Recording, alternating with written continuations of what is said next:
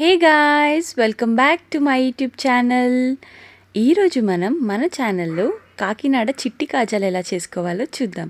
కాకినాడ కాజాలో ఎన్నో వెరైటీస్ ఉన్న ఈ చిట్టి కాజాలు మాత్రం టేస్ట్ అమోఘంగా ఉంటాయి.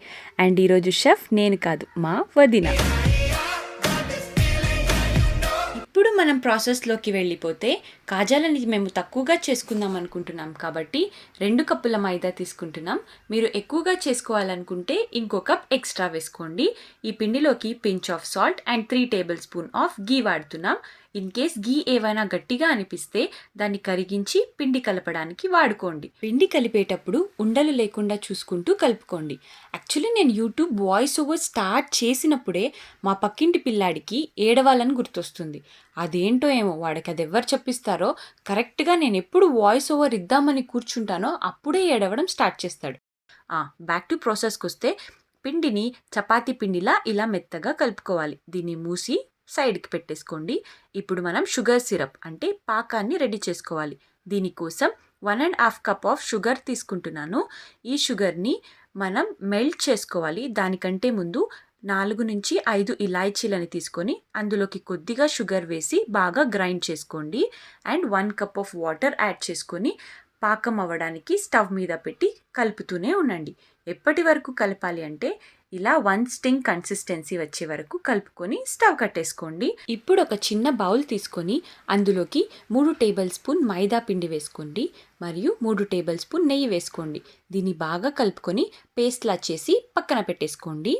ఈ పేస్ట్ మనకి కాజాలని చేసుకునేటప్పుడు అవసరం అవుతుంది. ఇప్పుడు కలిపి పెట్టిన మైదా పిండిని తీసుకొని పెద్ద సైజ్ చపాతీలాగా చేసుకోవాలి. దీని మీద మనం అప్పుడే కలిపి పెట్టుకున్న మైదా మరియు గీ మిక్స్ని వేసి బాగా దానికి స్ప్రెడ్ చేసుకోవాలి. ఇలా స్ప్రెడ్ చేసుకున్న తర్వాత దీని మీద ఇంకో లేయర్ పెద్ద సైజ్ చపాతీని వేసుకొని దాన్ని రోల్ చేసుకోవాలి. దీనివల్ల కాజాలోని లేయర్స్ బాగా డిఫైన్ అవుతాయి. అప్పుడెప్పుడో మధ్యాహ్నం కూర్చున్నాను వాయిస్ ఓవర్ ఇద్దామని. ఇప్పుడు సాయంత్రం అవుతుంది, ఇప్పటి వరకు వాయిస్ ఓవర్ కంప్లీట్ చేయలేదు. అంటే అర్థం చేసుకోండి ఇంటి చుట్టూ ఎంత నాయిస్ ఉందని.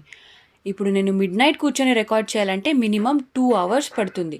అంత మేల్కొని రికార్డ్ చేసే ఓపిక లేదని మధ్యాహ్నం కూర్చుంటున్నాను.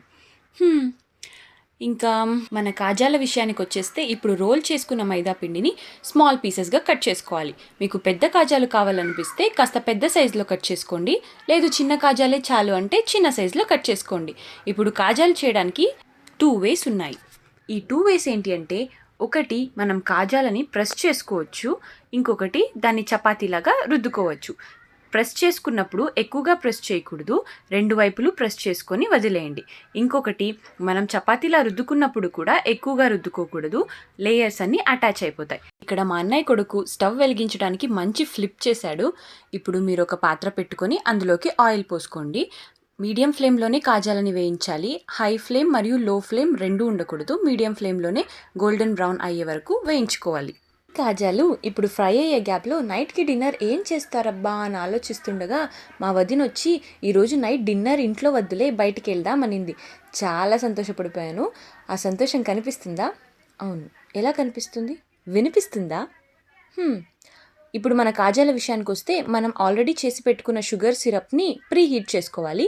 ఇంకోసారి వేడి చేసుకొని కాజాలు గోల్డెన్ బ్రౌన్ అయిన తర్వాత వాటిని డైరెక్ట్గా మన పాకంలోకి వేసుకోవాలి.